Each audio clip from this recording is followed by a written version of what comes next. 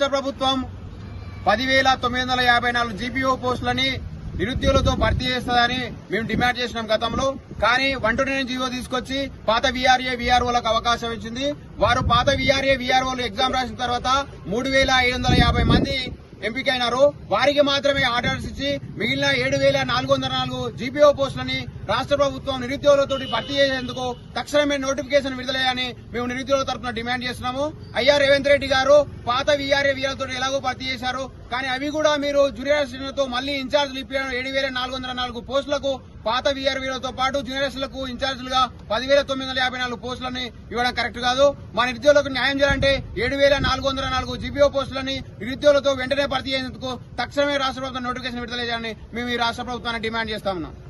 ఇంత ముందుకున్న వీఆర్ఓ వ్యవస్థను గత ప్రభుత్వాలు ఎలా అయితే నాశనం చేసి విలేజ్ వ్యవస్థని నాశనం చేసిన రెవెన్యూ వ్యవస్థను అస్తవ్యస్తం చేసే విధంగా చేసినాయి. అలాగే ఇప్పుడు ఈ తెలంగాణ రాష్ట్రంలో కాంగ్రెస్ ప్రభుత్వం ఏర్పడ్డ తర్వాత ఈ జీపీఓ పోస్టులు అంటే రెవెన్యూ ఆ వీఆర్ఓల పోస్టులు లేనందున వాటి ప్లేస్ లో జీపీఓ పోస్టులను భర్తీ చేస్తా అని చెప్పి ఈ కొంతమంది మెరిట్ లేని వాళ్ళను కూడా అంటే ఎన్నో ఏళ్ల నుంచి వాళ్ళు పనిచేసిరు కాదనట్లేదు, కానీ ఇప్పుడున్న వ్యవస్థలో చదువుకున్న మాలాంటి విద్యార్థులకు అవకాశం కల్పించే విధంగా ఖచ్చితంగా ఈ జీపీఓ పోస్టులకు నోటిఫికేషన్ విడుదల చేయాలి. వెంటనే విడుదల చేసి తక్షణమే ఈ భర్తీ చేయాల్సిన బాధ్యత ఈ తెలంగాణ రాష్ట్ర ప్రభుత్వం పైన ఉందని చెప్పి మేము మాల స్టూడెంట్ చేసిగా కోరుతా ఉన్నాం.